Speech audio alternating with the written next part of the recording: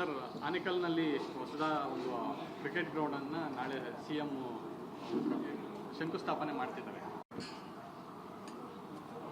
Stadium ಮಾಡ್ತಕ್ಕಂಥದ್ದು KHP ಕೆಲಸ ಅಲ್ಲ. ಕರ್ನಾಟಕ ಗೃಹ ನಿರ್ಮಾಣ ಮಂಡಳಿ ರಾಜ್ಯದ ಸಾಮಾನ್ಯ ಜನರಿಗೆ ಗೃಹ ನಿರ್ಮಾಣ ಮಾಡಿಕೊಡ್ತಕ್ಕಂಥದ್ದೇ ಅದರ ಕೆಲಸ. ಅದರ ಹೆಸರಿನಲ್ಲಿ ಬೆಲೆ ಬಾಳುವ ರೈತರ ಜಮೀನುಗಳನ್ನು ಈಗಾಗಲೇ ಅತಿ ಹೆಚ್ಚು ಬೆಲೆ ಬಾಳ್ತಕ್ಕಂಥ ಜಮೀನುಗಳನ್ನು, ಫಲವತ್ತಾದ ಜಮೀನುಗಳನ್ನು ಹೌಸಿಂಗ್ಗಾಗಿ ಈಗಾಗಲೇ ರೈತರಿಂದ ಪಡ್ಕೊಳ್ಳಲಾಗಿದೆ. ಪಡೆದ ಮೇಲೆ ಅದಕ್ಕೆ ವಸತಿ ನಿರ್ಮಾಣ ಮಾಡಿಕೊಡ್ಬೇಕೇ ಹೊರತು ಅವರು ಸ್ಟೇಡಿಯಂ ಮಾಡೋದು ಅವ್ರ ಕೆಲಸ ಅಲ್ಲ. ಸರ್ಕಾರ ಮಾಡ್ಬೋದು. ಅದಕ್ಕೂ ಮಿಗಿಲಾಗಿ ಈಗ ನಾನು ಆನೇಕಲ್ಗೆ ಹೋಗಿ ಬರ್ತಾ ಇದ್ದೀನಿ. ನಾನು ಹೋಗಲಿಕ್ಕೆ 2 ತಾಸಾಯಿತು, ಮತ್ತು ಈಗ ಬರಲಿಕ್ಕೆ 1.25 ತಾಸಾಯಿತು. ಇನ್ನೂ ಇದೆಲ್ಲ ಆದಮೇಲೆ ಅಲ್ಲೇ ಪರಿಸ್ಥಿತಿಯನ್ನು ಈಗಲೇ ಊಹಿಸಿ ನೋಡ್ಬೋದು.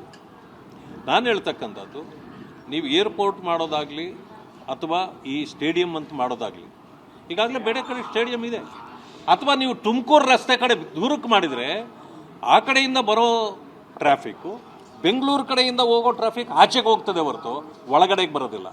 ಈ ಕಾರಣದಿಂದ ಬೆಂಗಳೂರನ್ನು ಇವತ್ತು ಟ್ರಾಫಿಕ್ ಹೆಚ್ಚು ಮಾಡಿ ವರ್ಟಿಕಲ್ಲಾಗಿ ಬೆಳೆಸೋದಿದೆಯಲ್ಲ, ಇದು ಮುಂದೆ ಒಂದು ದಿವಸ ಇದು ಆಘಾತಕಾರಿಯಾಗಿ ಆಗ್ತಕ್ಕಂಥದ್ದು ಆಗುತ್ತೆ. ಆ ಕಾರಣದಿಂದ ನಾನು ಸಲಹೆ ಕೊಟ್ಟಿದ್ದೇನೆ. ಇದನ್ನು ತುಮಕೂರು ರಸ್ತೆಯಲ್ಲಿ, ತುಮಕೂರಿಗೆ ಹತ್ತಿರದಲ್ಲಿ ಮಾಡಿದರೆ, ಈಗ ಹೇಳ್ತೀರಿ ತುಮಕೂರನ್ನ ನಾವು ಬೆಂಗಳೂರಿಗೆ ಸೇರಿಸ್ಬಿಡ್ಬೇಕು, ಚಿಕ್ಕಬಳ್ಳಾಪುರ ಬೆಂಗಳೂರಿಗೆ ಸೇರಿಸ್ಬೇಕು, ಕೋಲಾರ ಬೆಂಗಳೂರಿಗೆ ಸೇರಿಸ್ಬೇಕು, ಈಗಾಗಲೇ ಬೆಂಗಳೂರು ದಕ್ಷಿಣ ಅಂತೇಳಿ ಕನಕಪುರ ಎಲ್ಲ ಮಾಡಿದ್ದಾಯಿತು. ಎಷ್ಟು ಈ ರೀತಿ ಆಶ್ವಾಸನೆಗಳನ್ನು ಕೊಡ್ತೀರಿ? ಆದ್ದರಿಂದ ನಾನೊಂದು ಸಲಹೆನೇ ಕೊಟ್ಬಿಟ್ಟೆ. ಎಲ್ಲರಿಗೂ ಬೆಂಗಳೂರೇ ಬೇಕಾಗೋದಾದರೆ ಕರ್ನಾಟಕ ಅನ್ನೋದು ಯಾಕೆ ಬೇಕು? ಕರ್ನಾಟಕವನ್ನೇ ಬೆಂಗಳೂರು ಮಾಡಿಬಿಟ್ರೆ ಆಯ್ತಲ್ಲ. ಈ ರೀತಿಯ ಆಶ್ವಾಸ್ಪದವಾದ ಹೇಳಿಕೆಗಳನ್ನು ಕೊಡಬಾರ್ದು.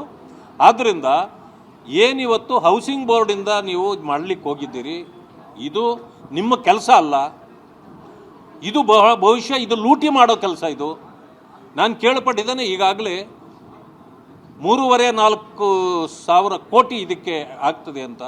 ಅಂದರೆ ಟೆಂಡರು ಎಲ್ಲ ಮಾಡಬೇಕು. ಈಗಾಗಲೇ ಟೆಂಡರ್ ಮಾಡಿಬಿಟ್ಟಿದ್ದೀರಿ. ಅರ್ಥವೇ ಆಗದಂಥ ಸ್ಥಿತಿಯಲ್ಲಿ ಇವತ್ತು ಬೆಂಗಳೂರನ್ನ ಬೆಳೆಸಲಿಕ್ಕೆ ಹೊರಟಿದ್ದೀರಿ.